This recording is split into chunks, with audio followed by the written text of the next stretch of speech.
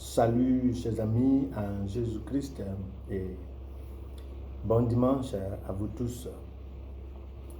Nous sommes au 32e dimanche du temps ordinaire, l'année B, autour du thème « Pas de sacrifice si ne nous coûte rien ». Pour ce dimanche, nous lisons du deuxième livre des Rois, chapitre 17, versets 10 à 16, la lettre aux Hébreux, chapitre 9, versets 24 à 28, et l'évangile selon saint Marc, chapitre 12, versets 38 à 44.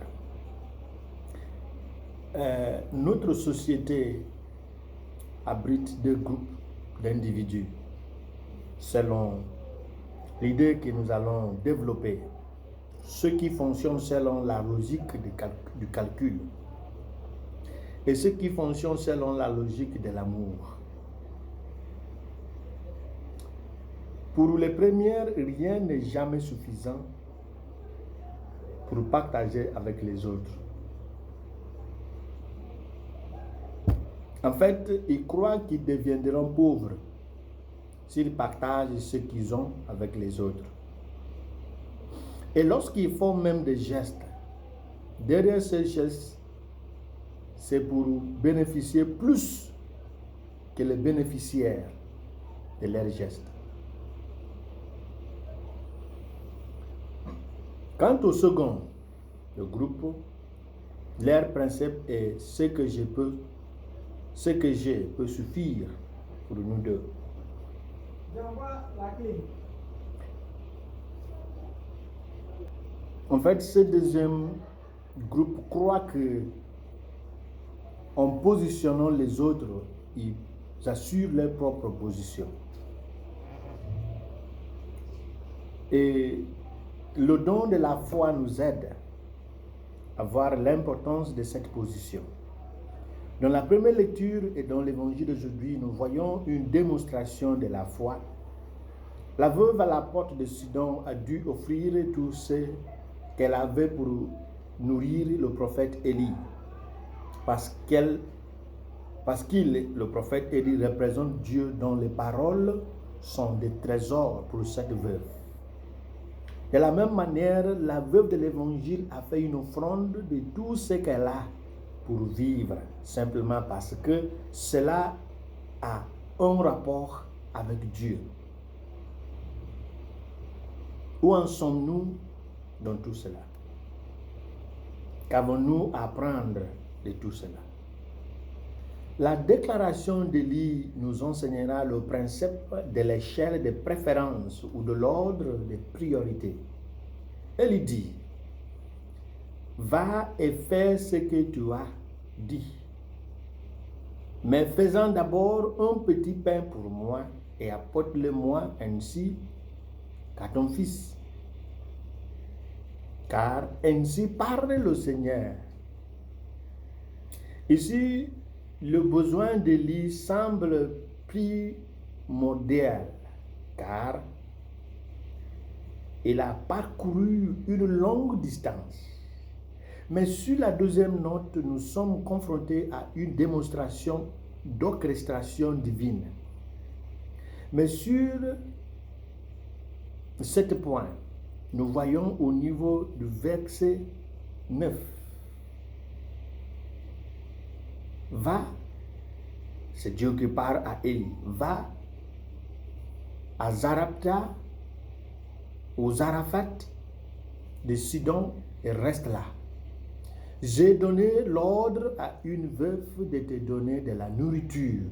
Bien que l'Écriture ne dise pas comment et quand il y avait à parler à cette veuve, elle a sursoir à ses arguments face à la position d'Élie, car ainsi parle le Seigneur.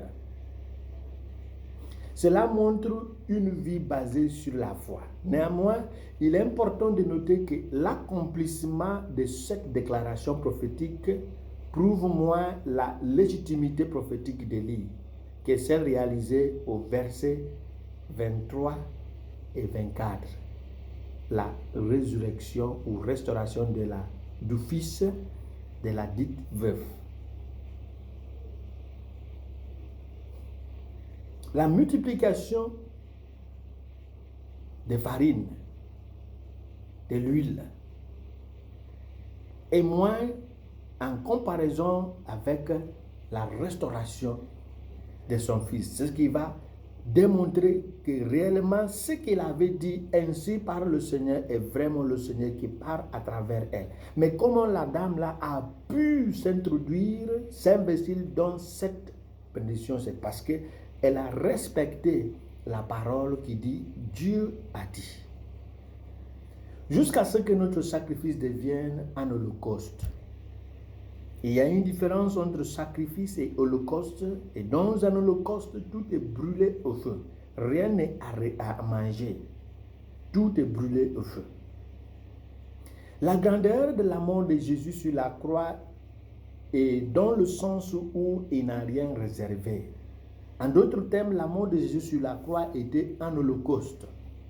La deuxième lecture dit que le grand prêtre entre au sanctuaire ou dans le sanctuaire année après année avec du sang qui n'est pas le sien. Si nous devons faire la même chose l'année suivante, pourquoi épuiser tout dans une seule année? Cela semblait être le principe sous-jacent du sacrifice des grands prêtres, car il s'agit d'un rite et d'un rituel. Mais Jésus, lui, a mis fin à la répétition en utilisant le sang qui est le sien. Ce faisant, a mis fin au rituel et au rite annuel. La veuve de l'évangile, comme la veuve de la première lecture, ont offert un holocauste parce que rien n'est resté pour elle. Et c'est pourquoi elle s'était investie dans l'holocauste de Jésus lui-même. C'est lui qui a tout offert à cause de Dieu le Père. La veuve est entrée au temple avec 2 pièces de monnaie et au lieu d'en réserver une, elle a tout offert. Ce qu'elle a fait a été classé au rang dans l'holocauste parce qu'elle n'a rien laissé derrière. La question continue. Qu'est-ce que nous apprenons de ces événements?